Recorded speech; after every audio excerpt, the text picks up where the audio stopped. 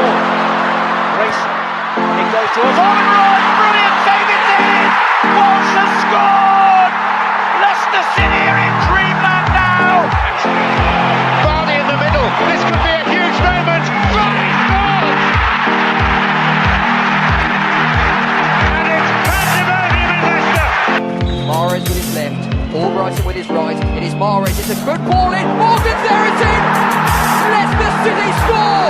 It is a captain's goal from Wes Morgan, who lifted the Premier League trophy in May. He might have played a big part now in taking Leicester City through to the quarter-finals of the Champions League. Lift the trophy to the skies. Leicester City are the champions of the Premier League. 5,000 to 1.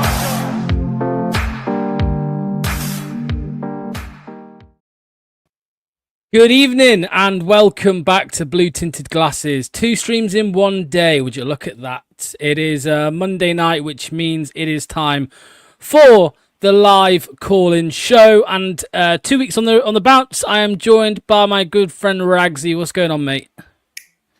How's it going, everybody? Yeah. That felt cool. I don't know. It's living spontaneity. But yeah, I'm good, man. I'm good. How are you, mate? Hot as fuck, mate. That's what I am. I say this every week. We're sticking to an hour, and we are tonight. I promise, it's happening. We ain't going over an hour. You heard it here first.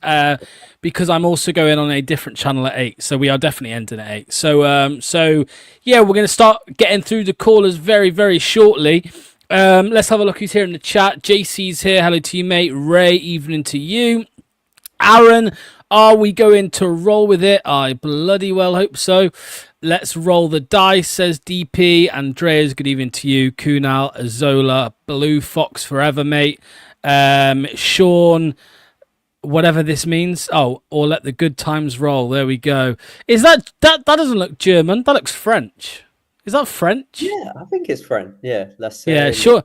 Yeah, that's French. Sean, wrong. Do some more research. He's German, not French, mate. Come on, get with it, mate. Get with it. Hello to you, Mark. Josh, I went to Greg's earlier and all sausage rolls were sold out. Make of that what you will. Fataru's back from training. Yes, he is indeed. Why are you saying it in French, man? You've got to say it in German for the role, you know. Yeah. 1 hour. How can we? Well, we're going to do our best, mate. We are doing our best. At 8 o'clock, I will be on the Just Joe football show, Leeds Scum and all that. So yeah, I'll be over there chatting with Joe for a bit. But right, the link is in the description of the video, mate. So let's get into the first call of the day. And we're going to go this week to Ryan. Get ready, Ryan. First caller of the day. Here he is. What's going on, mate? Hello, guys. Normally used to being first up. Yeah, you're not normally first. You're first today, mate. You're first today. Yeah. So it's a bit hot and humid today. It is. I must say. Oh, yeah. So, what do you think then, Wagsy? Danny Ward is not going to be a Leicester City player any longer. You're going to be partying? Well, it would have been a perfect day for a barbecue as well. I needed the time to plan this and stuff. But I mean, to be fair, we did get the statement that he was going to be released when they did it with Jamie and Daniel Everson as well. So we knew he was going. But yeah, I'm kind of surprised in a way that he's gone to Wrexham and being the number 2. I thought they would have used him as some practice dummy for the kids to just build their confidence up in a way. So look, good riddance to him. So hope he has a miserable career. And did I read he's going to be number 2? Yeah, that's a bit embarrassing, isn't it? Number 2, not even a first choice keeper. He's actually going to be a number 2, to be honest. Well, he'll be loving it. He'll be on the Hollywood stage, obviously with Ryan Reynolds, and I mean knowing Danny Ward's history. Again, once again, deciding whether I should say this.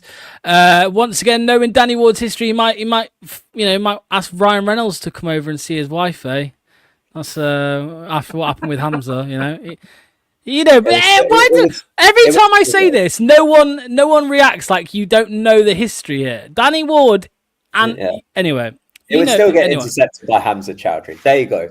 Yay! There we go. Yeah, this is true. He's always been number 2. There we go. If you know what I mean. Yeah. Yes, I am calling Danny Ward a cuck. That's exactly what I'm doing. Anyway, go on then. Talk to us, Ryan. Danny and one Danny to another. Danny Rohl looking the front runner to become the next Leicester City manager, mate. Negotiating his exit, I suppose, from Sheffield Wednesday. Leicester City sniffing about. Would you be happy with this? I'll be more enthused about Danny Rohl than Sean Dyche, definitely by a distance. Because for me, if it's Danny Rohl, I think it's the right call. He's a young, modern, and tactically impressive. What he did with Sheffield Wednesday last year, turning them around from the bottom, limited tools, and was outstanding, really. And he's worked under managers like Hansi Flick and Ralph Rangnick, wherever the elite clubs he's been at. So you can see pretty much where his ideas come from, really. High press, compact shape, brave on the ball. That's something that we need to see at our club at this moment in time. Now, Sean Dyche's experience, no doubt about that, stabilise things and make us tough to beat, especially if finances are tight, which is at the moment at our football club is pretty much where it's at the minute. But long term, it doesn't fit the right direction the club needs to go. We've been stuck playing catch up for some time, and I think Danny Rohl offers a great chance to return with Bill properly. Yeah, I mean, Ragsy, where's your head at the moment with this one with Rohl? Because I'm extremely excited, and I do think he's the best option out there for what we need. And I keep saying it, so I'll say it again. I think he'll be the closest the club get to uniting the fan base. You've got half the fan base who don't want anything to do with tippy-tappy football or all that stuff. Tippy-tappy, attractive football. You've got the other half of the fan base who don't want dinosaur Dyche. I think Danny Rohl is the perfect in between. He likes his team to play attractive football when they can. He likes to have control of the game when they can, but he will adapt. And his team are high press. His team full of intensity, full of energy. We might lose a game 3-2.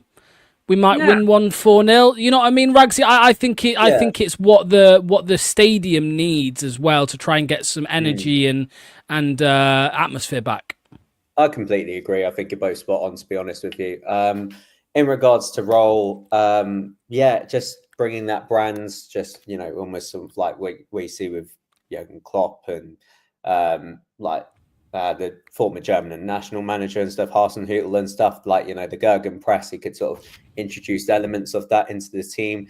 What I really like, and I think, he is kind of that in between there where you're getting someone who is pragmatic and versatile and it will sort of assess the situation in game and go do you know what? We don't really need to go gung-ho anymore. Let's just sit in, absorb the pressure and hold out for a result or something. And then in moments and stuff where we do need to just let go and not be so stubborn and so rigid in terms of our system, he'll be able to full on be just full on go for it, lads. Just go out there and get the win. Go out there and score as many goals as you want. What I don't want to hear from my fans, if we do get him, that have called out Enzo for so-called being boring and stuff, but I didn't really class winning loads of games as boring, is that I don't want them to go back and go, it's so chaotic, it's so leaky, the defense and stuff. That's where we can use this as a starting point, the excitement and stuff, but I want some element of a control in the games. And if Rohl does come in, we've got to give him some sort of patience and time just to bed in his ideas and stuff. We can't I know what happened with Ruud and I know what happened with Cooper and stuff, but like you guys said and stuff, this should hopefully unite the fan base just to give us some common ground as a fan base to be identify with a philosophy that we can all sit here and get behind. But the way that the club's in at the minute, he's going to need a lot of time to sort of bed in his ideas and stuff with who he actually wants. One thing quickly, hopefully that means with his high intensity and high pressing and stuff that he will shove out the old guards who aren't as fit, aren't as willing, and will promote the youth as well. So should be like out of the options that we've got, really promising one. I totally agree. Regarding the youth, he'll definitely allow more of a chance to play the youth compared to Dyche, who would just go with the old and the experienced. Which we tried doing that under Rohl van Nistelrooy, and look how that worked. It just went tits up. Yeah, I mean, there's a comment here from Dorker. Just finally, Ryan, I just want to get your opinion on this. The fans loved counter-attack football, but the board stopped it for some reason. What I would say to this, Ryan, is that counter-attacking football has a ceiling, in my opinion. You know, I don't think... Well, we wouldn't have had that European push, the second wind, I like to call it, under Rodgers, right? After we won the league, and then we teetered off a little bit, and then Rodgers came in playing that brand of football, European football, FA Cup trophy. I don't think we would have had any of that if we stuck to the likes of... I mean, when Ranieri and around the Ranieri Shakespeare period of time, I think they wanted Dyche, right? We wouldn't have had that under Dyche. We wouldn't have had the European runs and the FA Cup trophy under Sean Dyche. Yeah. I think it was smart of them to switch up and go down that more possession-based style of football, to be honest with you, Ryan. I don't know what you want to say about this, mate. On counter-attacking football, it did benefit us for the first couple of seasons we were in the Premier League at the time. It was really, really efficient. We had the right caliber of players to suit the style, and it just worked a treat with the players that we had, really. But I just think as we evolved after we won the league title, I just think we just evolved into becoming a bit more possession based. I think it worked for a short period of time, but I just think I've been under Rodgers. I would say I've been the players as times went on. I think they just stopped believing in it, really. So when we bottled it twice, I agree with that. To be honest with you, we obviously bottled. We bottled Champions League twice. I think the players probably thought, well, if we haven't done it those 2 years where we were excellent for 50%, half the season, are we going to do it again? And it seemed like people just gave up. But Ryan, I'm going to let you go, mate, because we've got a lot of people to get through in such a short amount of time. So thanks for calling in, mate. We'll see you very soon. All the best. Thank you, Ryan. Okay, up next we have Charles from the Dallas Foxes. Just quickly, I mean, this is just your opinion, Dorco. It's your opinion. If everybody, it clearly had a ceiling, because what happened under Shakespeare? Yes, we did okay. We didn't do terribly. We went rock bottom, right? But we improved as a club when we made that change to Claude Puel, who brought in great talents, Brendan Rodgers, of course. And then, the last time we played possession-based football, Enzo Maresca, we won the championship. So anyway, we don't need to get into all this. We did do a show on Style of Play about 6 weeks ago, whatever. So you can go and check it out. But counter-attacking football for Leicester will not work in the championship, because every team is going to show up and sit back. They're not going to come at us, right? They're going to try and play counter-attacking against us. If you want to implement it, maybe you do it when you're back in the Premier League, but you can't do it now. Right, sorry, Charles. Segue. Hey, how are you, mate? I'm good. How are you? All good. What's going on? Good to go. Rude's gone. Rude's gone. Yeah, haven't spoken since then, so that was always good news. Yeah, and today's payday, and apparently Sheffield Wednesday didn't get paid again today. Yep. Apparently. Mm-hmm. Yeah. So the coachants, the players didn't get paid as of 3 or 4 hours ago. Apparently, I was on a pod, and apparently, but so that's the third time, and that means he's available for free. Can he get out of that contract, Danny Rohl? I don't know. It'll help, definitely. So guns, go for him. I want him. Second is from left field, Lee Carsley. Just retain the under-21s. Hey, Southgate got a knighthood for doing crap in the thing, but to retain that without Delap, because Man City kept Delap, so he didn't have a full team. It was a good, strong team, but to retain that is incredible. And if you do get him, you've got the youth. He knows how to handle youth. I'm just saying that he's not even in the running. Well, yeah, because he's signed, doesn't he? He signed a new contract with the FA. He did just recently. Yeah. Okay. Well, still getting that. But You know, the old was thing about the national team is, you know, people don't want to manage the national team. They want to manage a club. And I think it probably applies to the under 21, you know, because you haven't got the games and you're not part-time, but I'm sure if he got the chance to manage or coach a team, even the championship, I'm sure he'd be interested. So I just like he does with this. Yeah, I think because he hasn't publicly offered himself out there being like, oh yeah, I would like to manage a club like at some point in the near future and stuff. Because he hasn't said that yet, it doesn't really scream to me that he's sort of like desperate and keen to like really sort of kick on as a coach and then head into like management and stuff. And then he can start, I think it's because he's been in the tournament for like 3 or 4 weeks and prepping for it, so he didn't want to get distracted, I guess. But yeah, you're right. He hasn't actually. Well, he didn't even want to manage the fucking men. He didn't even want to manage the national team. He didn't even want to manage England. No. God, I've never known anything like it. That little saga when he was just being asked, "Do you want the job?" He's like, "Well, you know." I was like, "Fucking hell, man." I think Shaky was kind of the same as well. He was like, you know, he was sort of like he was happy being in his role as like the head coach, being everybody's best mate around in training with the players and the staff and stuff. Then when he had that step up, and it was like he had like a lot of authority to go and make decisions and make team selections and stuff. He was like put in a position that he didn't really want to be in. So maybe just some people do prefer being the coach and stuff. And it's like, it could just be easier just doing something that you love. And then without having like huge responsibilities and stuff. Some people are like that though. So, yeah. So have you done much research? I'd get behind Sean Dyche if we get him, or, you know, get another Enzo or someone from left field. But I want Danny Rohl. I think we all do it now. I was going to say, Charles, have you done much research into Rohl? Have you read much about him? Yeah, I mean, I know he's been, you know, he's got a lot of experience. You know, a lot of them do. A lot of these young guys do have a lot of experience. How old's Danny Rohl? He's like 36 or 36. Something. 36. Yeah, there's, you know, the Ipswich managers are young, and a few others are really young. So it'd be good to get onto that rather than the old usual names. And I mean, if we get Sean Dyche, I mean, it's all rumors. I get behind him, but it's going to be dire. I think it's, you know, I want good football back, good entertaining football. You know, let's play the youngsters, get some energy back, and let's have a good time and see what we can do. But anyway, get rid of Cody. I think he's almost gone, hasn't he?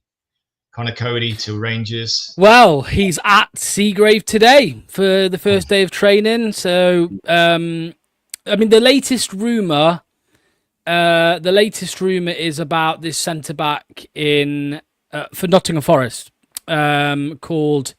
I'll have to remind myself now. Let me get it up. But apparently, this deal is reliant on Connor Cody leaving. Here we go. So, I understand Leicester City have expressed interest in defender David Carmo and have held discussions with Nottingham Forest over a potential loan-to-buy deal. However, this move is currently on hold as Leicester work to resolve financial issues and assess the future of Connor Cody at the club. So this was somebody Forest signed a year ago. Leicester were linked with him a couple of years back, or a few years back. They were interested in him. But Forest signed him a year ago, loaned him out to their other club, Olympiacos, the one that's owned by Marinakis, and he's coming back now, and Leicester are interested. So, there's a good one, but it's reliant on Cody. It's reliant on Cody. Yeah. So, I think we'll go. I think we'll. The trouble is with Cody and Rangers is that he's apparently on 70 grand a week. So if he goes to Rangers, that's going to piss everybody else off because they are. I got a really good friend who's a Rangers guy. Rangers supporter, they are nowhere near this 70, more like 30, 35 is quite high for them. So even, you know, so they've got the issue of the wages. Now, what are they going to offer us? He may go on a free, who knows? I don't know, or 1 million, you know, but it's going to upset them. So that might be an issue. That might be holding it up. So he obviously wants to go, and the coach wants him. But that shows that if we did have Russell Martin, Connor Cody would definitely have been staying because clearly Russell Martin likes him, eh? Yeah, you're right there. You're right. And talking of Russell Martin, Ragsy, I heard that apparently Leicester did offer him the job. So and they backtracked. So was this after Brendan? Because like I heard, like I think it's like no. They offered him the on job budget. like recently. Recently, they offered him the job this summer. Yeah, He yeah. turned it down? Yeah. He turned it down. Well, no, sorry. Well, This is the rumor. It's a rumor. It's all rumors. It is a rumor from somebody who is. It was the Big Strong Leicester boys. Yeah, it's the podcast. They have a couple lads on there that are in media, Talk Sport. I think one works with Sky. He reckons Russell Martin was offered the job, and the fan reaction online was that extreme, and in the stand at Bournemouth on the last day, it was that extreme that they backtracked. The club backtracked on that. Yeah, they did seem adamant for a long time. I think this was since like Brendan's sacking as well, that like they were huge admirers of Martin and wanted to get him in eventually as some sort of like contingency plan just to follow on from Brendan's philosophy. But yeah, you know, it wouldn't have surprised me if maybe they did offer him a contract and stuff, and like he saw our shit show and was like, no thanks. But to be honest, like it was kind of like I kind of feel like with Martin the same as I do with Potter and stuff now. Like initially I wanted Potter in as well, so it's like it's a bit different in this case. But like I'm kind of like, yeah, fair dues, like that's fine. You just go and do you. Like more than happy just to move on, especially if we get Danny Rohl. That's still my favorite. That's still my preference and stuff. I never wanted Martin anywhere near us anyway. No. Would you be surprised if that happened, Charles? That the fan backlash turned the club off going for Martin? Would that surprise you? I don't think they listen to us at all. I don't think. I think it's rumor. I don't see. It is rumor, yeah. Yeah, I don't see if you offer a contract and then you can't really pull it. That's a lawsuit. Well, it depends if he signs it. Well, yeah. So he turned it down. I don't know. There's a process. You've got to interview him, and there's got to be before you actually offer a job. You've got to be both interested and then go through all the attorneys, put it in writing. So I don't. But anyway, I'm probably wrong. So, but yeah. Danny Rohl for me, and Calvert Lewin. Jesus Christ. Right, Charles, we're going to end it there, mate. We're going to end it there because we've still got loads of people to get through. Last week, I mean, I've said for the last few weeks, next week, Rude is gone. Obviously, I was right last week that this Monday he'd be gone. Hopefully, next Monday on the Call-In Show, we will have a sausage roll, Danny Rohl in charge at the club. That'd be great. One more thing. Mutual consent. Do you think we paid him off or not? I don't think yes. we did. Yes. You think so? I think we did. Rogers also went down as mutual consent, and we know we paid him 7 million quid. Paid them off. That was in the books. Yeah. But so, sorry, no, holding you up. Why did they just do it on Friday when the financials is tomorrow? They should have held out. No, so Friday was the payday for July. It was the club's payday for July. So it's gone into July's book. It's gone into the next year. Yeah, that's happened. So, maybe we've paid him less. You know, like he had 2 years. We've maybe paid him a year. You know, but we've paid him off anyway. So, yeah. All right, Charles. See you soon, mate. All the best. Thank you. Thanks, Charles. Take care, mate. Does Danny Rohl need to be aware Rodkin makes promises about a transfer and then back? Let's not tell him. Let's tell him after. Yeah. We've got to keep him in the lurch to try and get him in here. Dorco's going on about Dyche. Dorco wants Dyche. Fair enough. If you want Dyche. Anyway, so let's move on to the next caller. We have 1, 2, 3, 4, 5. Oh, we're race against the clock here. We got 5 callers. First up, it is say his name and he will appear. Rossi LCFC 1993. Here he is. Ladies and gentlemen, it's Rossi LCFC 1993. Hello. How are you, mate? You right? Yeah, I'm bloody hot. I've got a fan next to me. Absolutely. I have. It's so hot, mate. It's so hot. Listen, I've only put this on for the sake of this, all right? The viewers wanted you topless, Ross. No, because that will put viewers off, so I'm all right. Just before we continue, right, every time I keep watching, Dallas Foxes guy, I keep thinking, where have I seen him before? Now, before you say, my shout was the Joker. I think he's the Joker. No, mine, on, right. It depends if you watched EastEnders in the early 2000s up until 2008. Now, he's called Keith, and he's in EastEnders. Are you telling me that is not Keith? Oh my God. Oh my life. Are you telling me that is 100% Dallas Foxes in EastEnders? That's good. That's good. That's That's poor That is, good. Dallas honestly, Foxes every after time I saw Bender him, in Glastonbury, that is.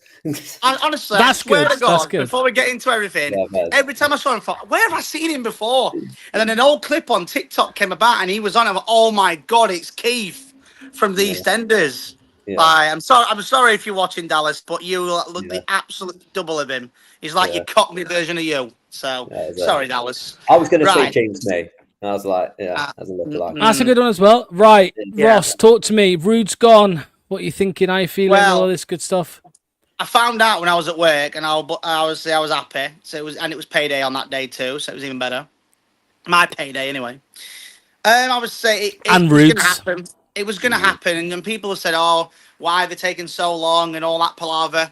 But obviously, I've just been listening to Radio Sheffield. Expert Kieran Maguire, cheers, Josh, was on the Radio Sheffield about all the situation that's going on at Sheffield Wednesday. Didn't mention anything about Danny Rohl though.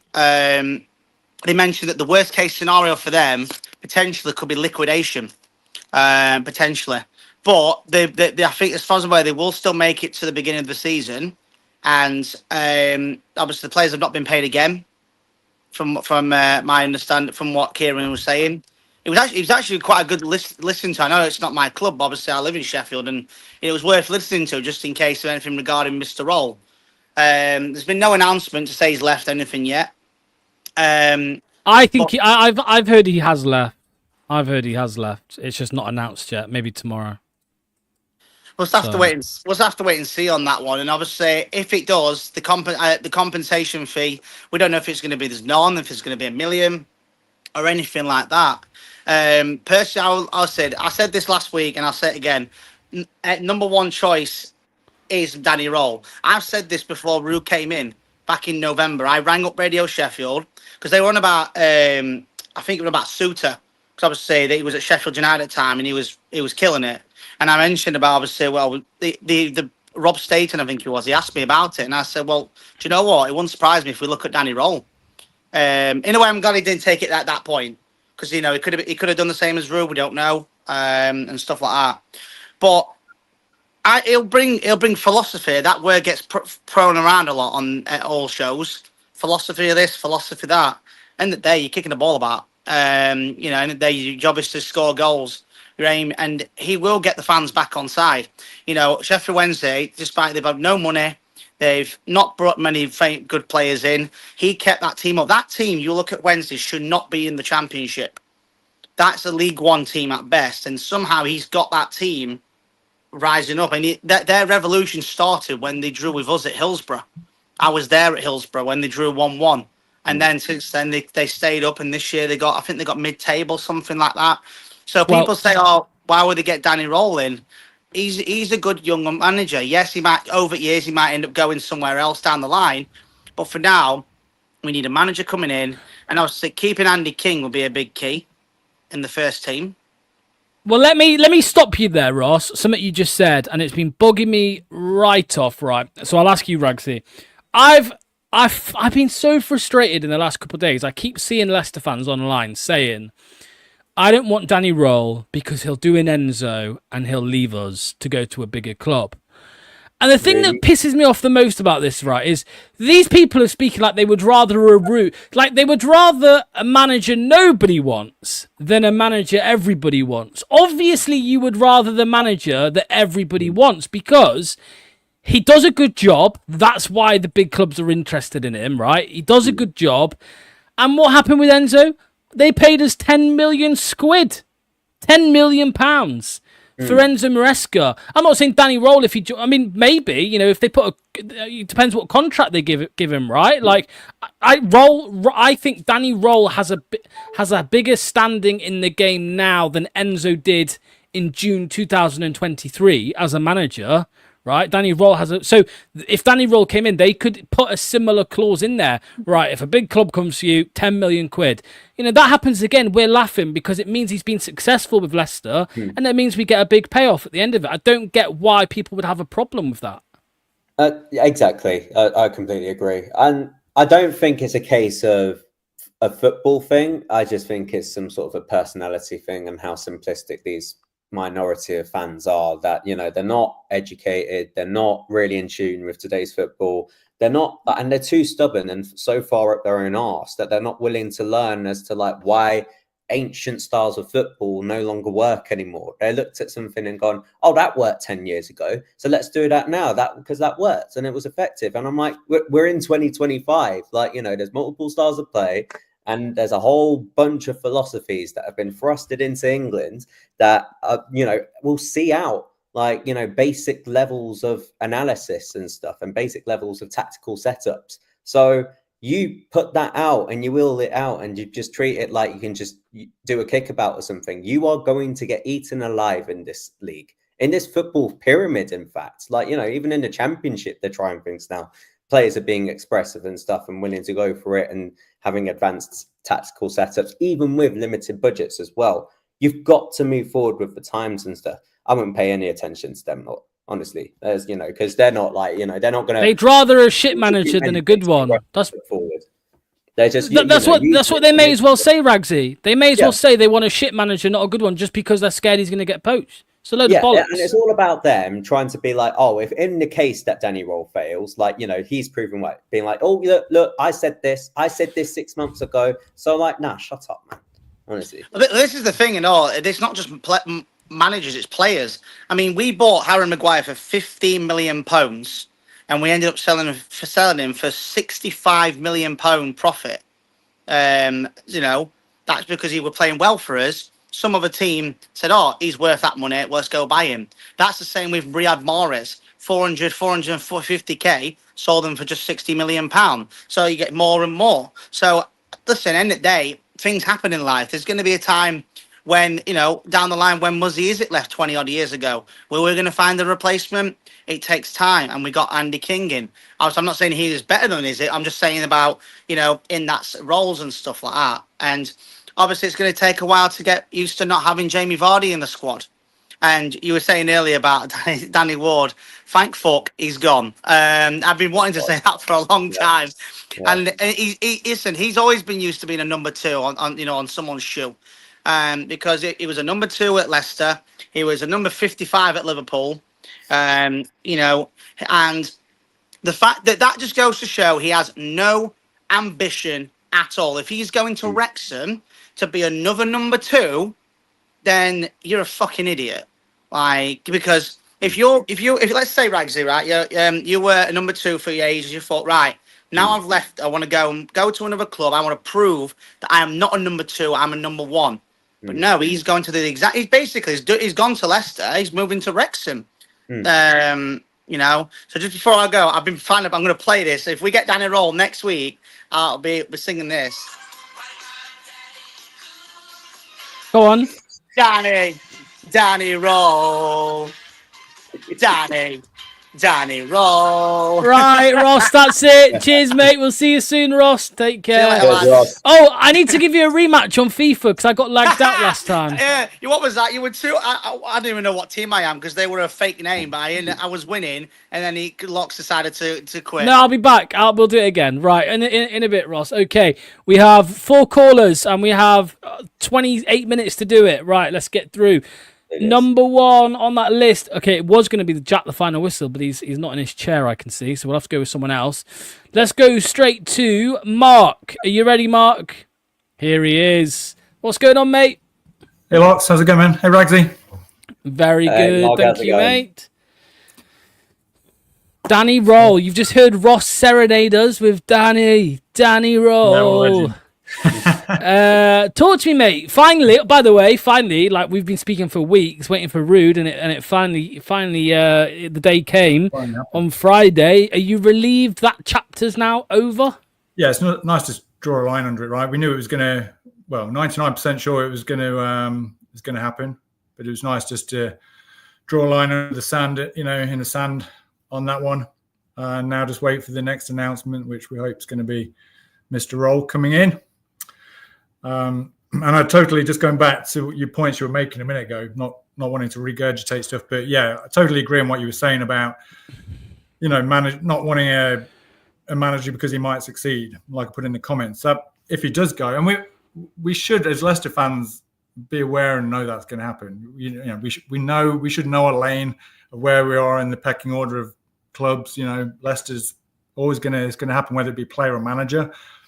If they go on to better things, it means they've done well to hit it is and taken us to some form of success, right? Whatever that looks like. So yeah, I think that's to be expected. Certainly, given his age as well. He's an upcoming manager. It's going to be the same with McKenna. He's eventually going to go on.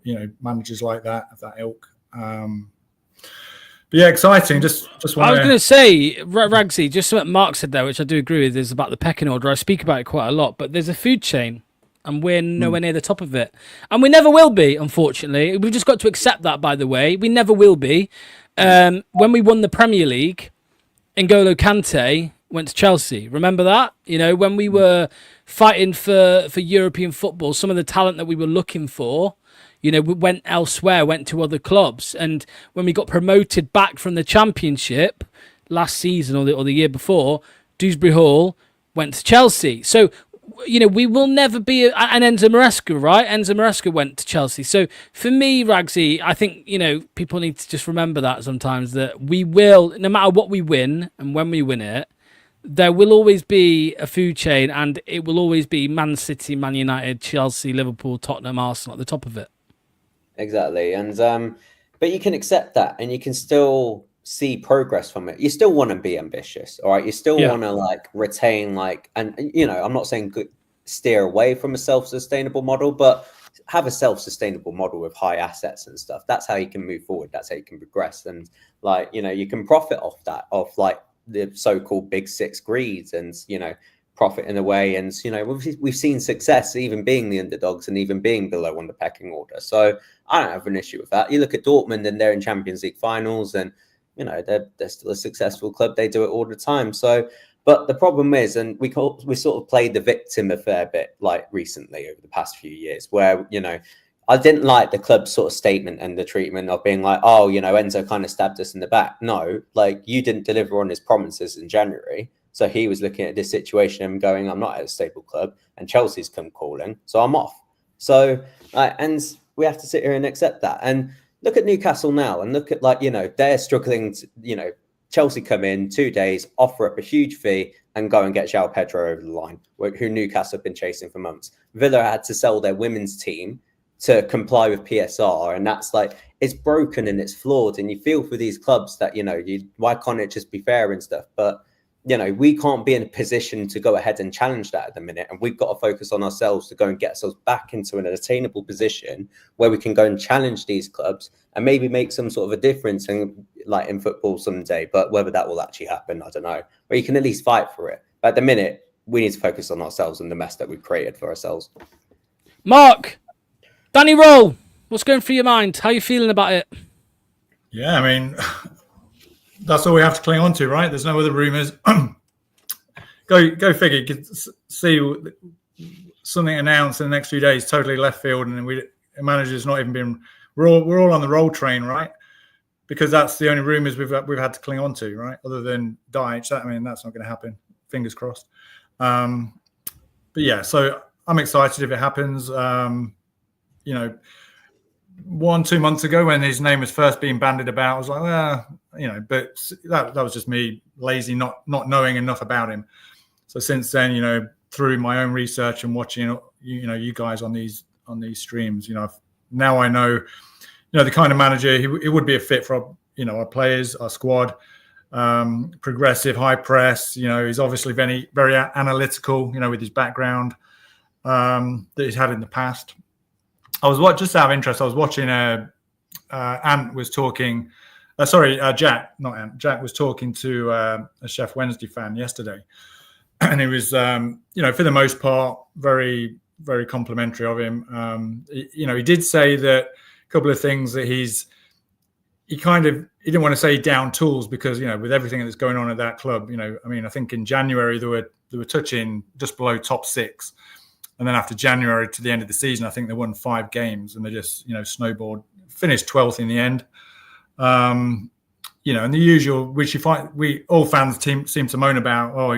He tends to make substitutions either questionable or late in the game. But again, you don't know. He countered that by saying, with what he had to deal with at the club, some of the fans there are saying, he's a bit of a baby and he's kind of just, sulking, but I don't know.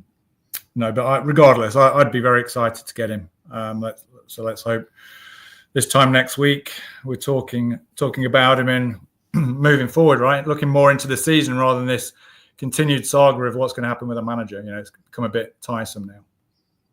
Yeah, I mean, I don't feel for these clubs one bit. Let's get him in before the friendly Saturday, so us few fans give him a welcome. Yeah, we forget, Ragsy, there is a pre-season friendly in 6 days, mate, on Saturday, which, just to let the viewers of BTG know, we will be doing a watch along if it's available to watch. I think it will be on YouTube, so maybe you don't even want to watch a watch along, you'll just watch it. But still, we'll be doing it.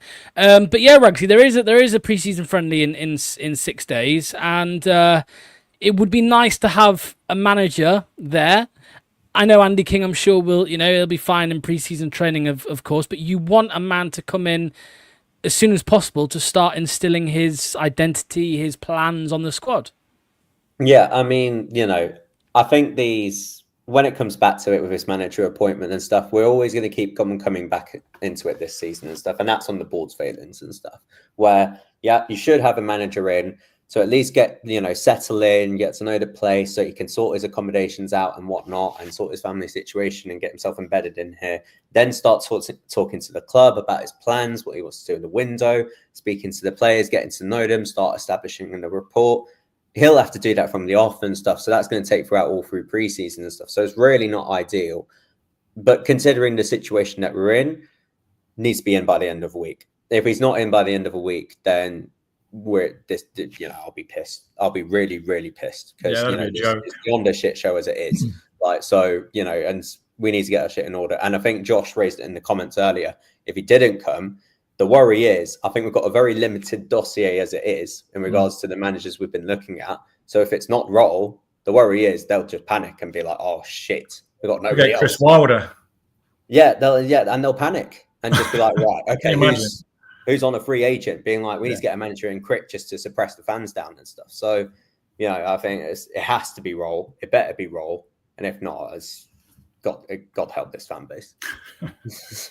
Yeah, I totally agree. I mean, do you agree with this, Mark? We're a good stepping stone for a more lucrative job. Yeah, and I think in the last few years, I've just come to accept that now. Maybe, way back, we used to perhaps think we were bigger than we were, and we were like, geez, how dare they? How dare that happen?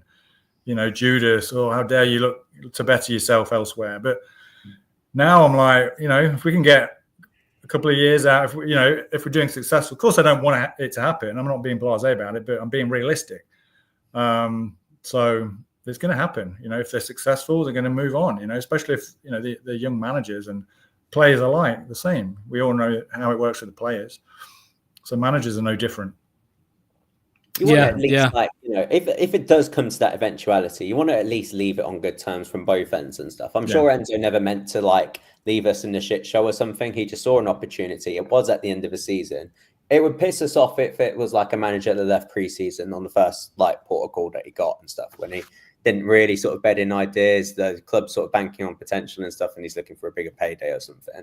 But when if he can leave us in a good place and and we can move on. And I think it's not the fact we need to get over the fact that we can't just appoint a manager like Enzo in the fear that he's going to leave us eventually. You want to at least if you've got a good meal and you go to Noble or something, you appreciate that and you can accept that you're going to have it once in a blue moon, and you're going to appreciate the progress that he's given us. And then you need to think of a contingency plan moving forward. But that's on us, failing to think of a contingency plan. So again, you can't really blame Enzo for that. You can only blame ourselves. Yeah, I totally agree. Right, Mark, I'm going to let you go, mate. Yeah, thanks, much appreciated. Thanks, mate. Thanks, see you Mark. soon. Okay, all the best to Mark. Next up on the call-in is going to be Brandon. So let's get Brandon in. Caller of the week last week. Let's get him in. Hello, mate. How's it going? He's at work. I'm at work. Yes, I am. How's it going, mate? It's going. It's going. Just sitting up here, you know. Oh yeah. Oh, very nice. Oh god. So I'm just sitting up here in the sky. Talk to us, mate. Are you happy Rude has finally gone? I'm delighted. Delighted.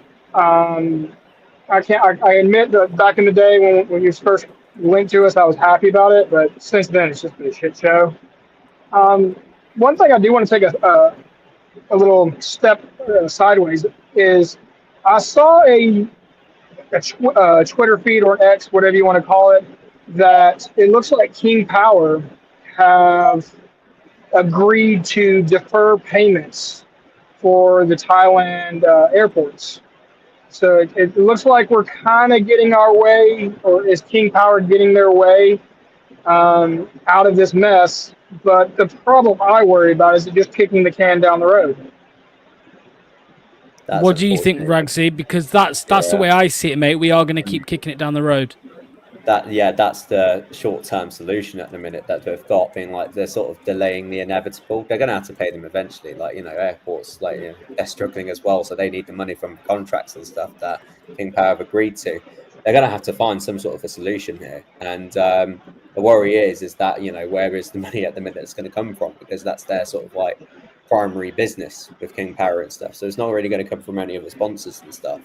Then I don't really see how they're really going to fund this moving forward. Or even if they manage to, where does that leave us? Where does that leave even King Power moving forward in the future and stuff? What's going to have to go? And like, you sort of like, you look at little inferences, like, you know, you look at Old Trafford and stuff, and they talk about the leaky roof all the goddamn time and stuff. But it's like, it's almost like a representation of how much, like, how poor the club is run over there. And you look at the pitch, like in the England-Jamaica game, and they pride themselves on, like, you know, I've been on stadium tours and they literally talk about, like, to the death of just like how, you know, they monitor every single blade of grass to keep it in prime condition, well watered, well heated and stuff. So it's just a perfect surface for like every single match day, and it's maintained so well.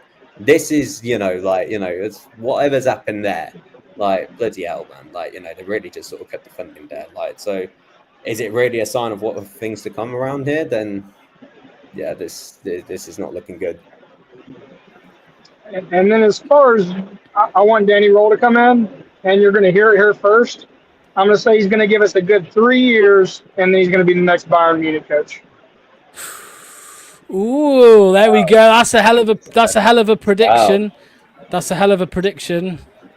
I mean, why not? Why not? Because he has said in the past he would like to manage in Germany, you know, eventually. And, you know, he's been an assistant in Germany for Germany. He's been an assistant at Bayern as well. Not an assistant, but, you know, yeah, an assistant at Bayern as well, under Nagelsmann and Hansi Flick. So, Ragsy, that could be the future for him if it goes well. Potentially, yeah. And again, like I said earlier and stuff, if he leaves us in a better place, then, you know, he can, and we come to some sort of an agreement moving forwards. You look at, especially if there's a Bayern Munich job or even any sort of job in Germany, you can take, you know, you can split the agreement, everybody gets compensation, we all move forward, and, you know, everybody's content at the very least. So, like, that's the sort of positions that you can put yourself in. We need to be prepared on our end. But yeah, if it comes to that eventuality, then I have no qualms against it, really. Like, if it does come to that, as long as we leave us in a better place. Right, I'm going to let you go, Brandon. Sorry, mate, we're getting through people quickly tonight because I've got to be somewhere at 8 o'clock. But call in next Monday. Next Monday, so we talk more about Rohl. Depends on what I'm doing here. Depends on what I'm doing here. Yeah, all the best. Cheers, Brandon. See you very soon. Okay. Let's move on to, here he is. He's one of my favourite callers. It is Joe. Let's get Joe in. What's going on, mate? How are you? How you doing?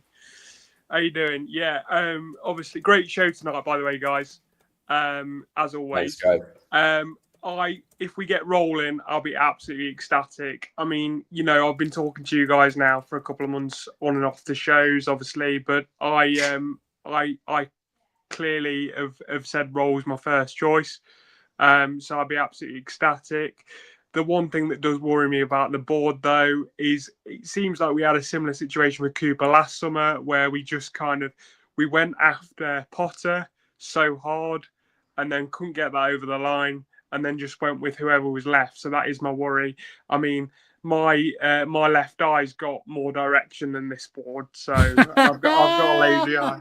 So but yeah, I just want to know what you guys think. And obviously, I know everybody's kind of roll in, but yeah, it's a bit concerning again that we're in a pre-season now, started today, and we've still not got a manager in. And like you said, Ragsy, and I completely agree, if we don't have somebody in by the weekend, it's not looking good.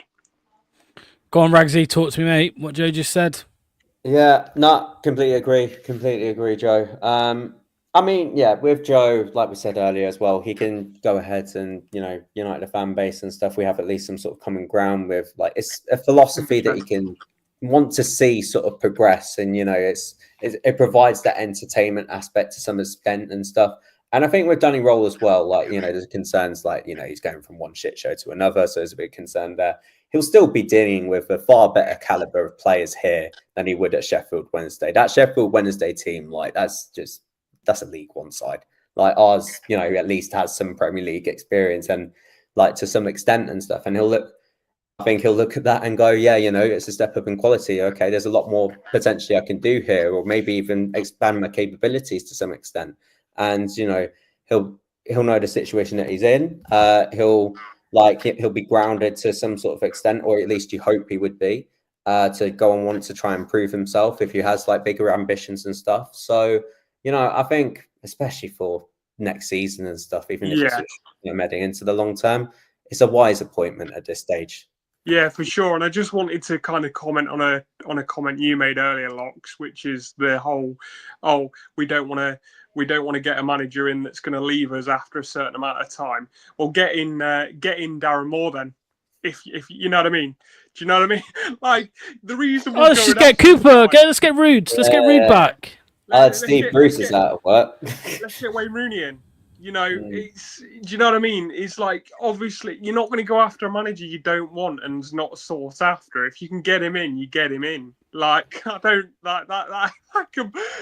understand the logic behind that. You always want to go for the managers that you feel are going to do the best job for you in that moment in time. If he leaves, like, at the end of the day, Enzo Maresca left us in a better position when he left. Yeah, it wasn't the best circumstances, but he left. We were then a Premier League club again. Do you know what I mean? So, of course, his stock had grown. If a manager leaves, it's because his stock's grown and we're in a better position. So, obviously, you want the better manager. Well, this is the thing, Joe, isn't it? It's okay as long as you have continuity and you have a contingency plan. Like, we didn't have that with Enzo. To some slight degree, I understand it because it was so unexpected, right? That you after winning the championship, promotion. How often when you get promoted does Chelsea come in for your manager? It never happens, right? No, so I understand that was kind of thrown upon them. However, if you're going to appoint Danny Rohl, you need to have someone in mind for the future, where if you need to sack him for whatever reason, if he gets poached because he's been that good, you just need to have a plan for every possibility. But this board doesn't have plans, does it? Exactly. So we're all sitting there going, it'd be great to have these plans. I mean, you guys on this show, both of you and all your other kind of panelists have all come up with great ideas for plans. Who, if you were sat in a boardroom and came up with an idea, I'd be like, yeah, that's a good idea for the club. But they don't seem to have a guy that's just sat on the outside coming up with these ideas. I don't really know.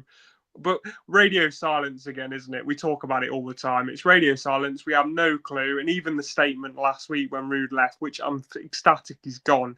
But when he left, it's just the club will be making no further comment until a manager's appointed. It's just a bit of a slap in the face to the fans. So yeah, I agree. I mean, Ragsy, I've just seen a tweet. I'm going to get your opinion on it, and then I'll get Joe's opinion. Somebody just said it has to be Danny Rohl for the City job now. Not necessarily saying he's my number one choice, but I'm fully expecting it to be him, and for him to be appointed in the next 2 days. Because even by our board's ineptitude, if it was going to be anyone else, we'd have him in by now, surely. I mean, we hear that Leicester have keeping tabs on Rohl, and he has to have a negotiate his exit and all of this stuff. But the reality of football is that people talk to other people's agents way in advance. So like, it wouldn't surprise me if it came out that it probably wouldn't come out, but it wouldn't surprise me if it came out that 3 months ago, or 2 months ago when we were actually relegated, they had a chat with his agents or his representatives. Like, that kind of thing wouldn't surprise me, Ragsy, if it took place. I'm not saying they just did it with him. I'm sure they did it with everybody, but it's now the 30th of June. Tomorrow is the 1st of July. We've waited that long to sack Rude. Rohl just makes sense now for me. Yeah, I think so. I think to an extent, I think the stars do align here, where you're thinking, okay, we sack Rude, and then we hear about Danny Rohl that he's organising, like trying to negotiate some sort of compensation for his exit and stuff, and then you hear the situation sort of unfolding there. I felt like that with Graham Potter when Brendan was sacked and Graham Potter got sacked on the next day and stuff. And you're thinking, oh, okay, there could be something here. And then Graham Potter being available. So I thought he was always destined to be like a Leicester manager at some stage, but even that never came to fruition and stuff. But like, we've got to weigh in on this opportunity here. It's literally set up for us. And whatever, whatever you think of this board, and I think how inept this board is, and to so much of a degree at times, but they need to get this over the line, and it's set up for them to go ahead and do that. The compensation's not that big. It's a progressive manager. He'll be able to align with some sort of a short-term mess at the beginning and stuff, and understand some sort of situations, and he'll be accustomed to that because he was used to that Sheffield Wednesday. Just get him in at all costs. We're running out of time here. We just need to get that over the line. Right. I've got to let you go, Joe, because we've got 4 minutes left and one caller. So we've done well. We've pushed it to the line. Cheers, Joe. We'll see you very soon, mate. All the best. Okay. Final caller of the night is going to be final whistle. Here he is. What's going on, mate? How are you? You're on mute. Oh, there we go. Yeah. There we go. Right, I'm going to bring this up because you sent it to me to bring up. Here we go. Look at this. Roll with it. Very nice. Very nice. Are you excited, Jack? I mean, we spoke earlier, of course, on the show. Are you excited to get rolling? Yeah, I think Leicester's got to roll on with the business, haven't they? Manager, players, and everything ahead of the season now. So they've got to roll somewhere along the line, and hopefully they've rolled the dice this week regarding bringing the man in. The role plan there. I love it. All the time, rock and roll football. I am expecting next season at the King Power. Roll the dice. Let's roll with it. They're all coming out. Sausage roll. They're all coming out. They're all coming out. What do you make to all the chat, Jack, that we've brought up today as well, about some fans saying that they're cautious of Rohl in case he goes somewhere else, if he uses it as a stepping stone? That's the way football works. Every manager moves on at some point, don't they? They're not going to be at a club forever. Like I say, with players, you'd understand the longevity of a career, but managers have to move on to progress their careers sometimes, and that's most of the time. You look at Enzo, he got Leicester up, he did the job, he left us in a good position, but then the club fucked it themselves, didn't they? He didn't fuck it for them. So that's the thing. Rohl, people are saying, yeah, but he's not a Sean Dyche, is he? He's not a man who's going to stabilise it. But every manager appointment that you have is a gamble. No matter what manager you bring in, you don't always mean because you're appointing Pep Guardiola or something like that. It don't always mean it's going to work out. You just got to take a gamble and see if it does so.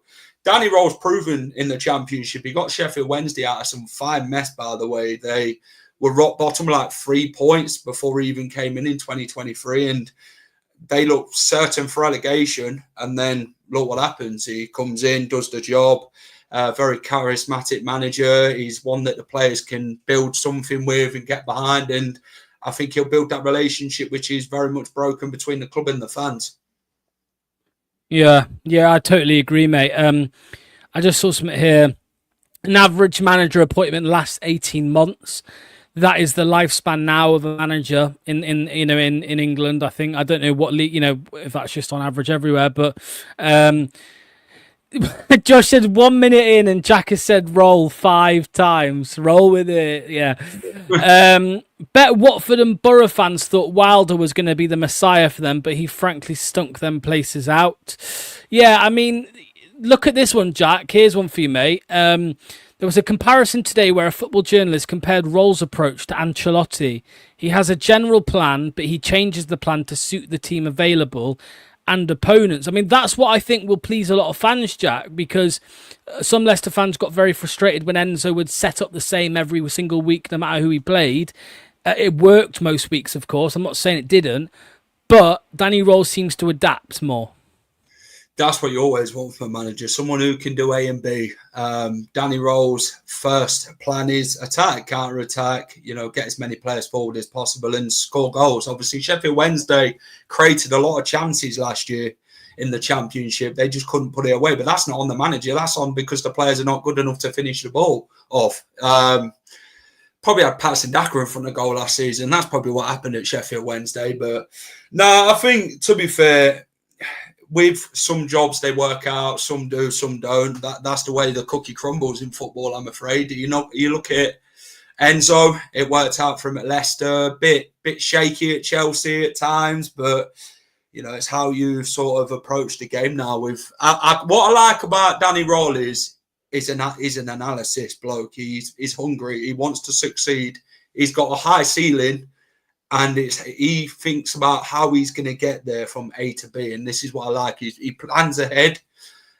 Sheffield Wednesday, I think he's done what he can with that football club. I don't think he can do any more with an owner like that in charge. I'm sorry. But some Sheffield Wednesday fans absolutely love the bloke. They do. But some are like, yeah, but he's a snake because he's moving on. But I'm not being funny. Anyone would want to get out of that situation. But it's just sad how Sheffield Wednesday have now gone. And there's rumours what I was listening to on BBC Sheffield about liquidation, and that could very much approach. Crazy. So let's hope that isn't the case for any club. Yeah, absolutely. Right, Jack, we're going to have to end it there, mate, because it's 8 o'clock when it's 1 minute past. Thank you for coming on, mate. Thanks for coming on earlier as well. We'll get you back on as well very soon, mate. Cheers, Jack. All the best. See you soon, mate. Okay, quickly, Ragsy. Caller of the day. Hit me with it. Who's it going to be? Good call this today. I'll go with Ross. I'm giving it him. Good shout. Yeah, I'll agree with that. Make sure to hit the like button. Make sure to hit subscribe. And anybody who's wondering where I'll be, I will be on Just Joe Football Show in 30 seconds. However, you don't need to do anything. It's redirected. The stream is redirection technology. So yeah, when this ends, you'll be redirected straight to the stream that I'll be on. So don't worry.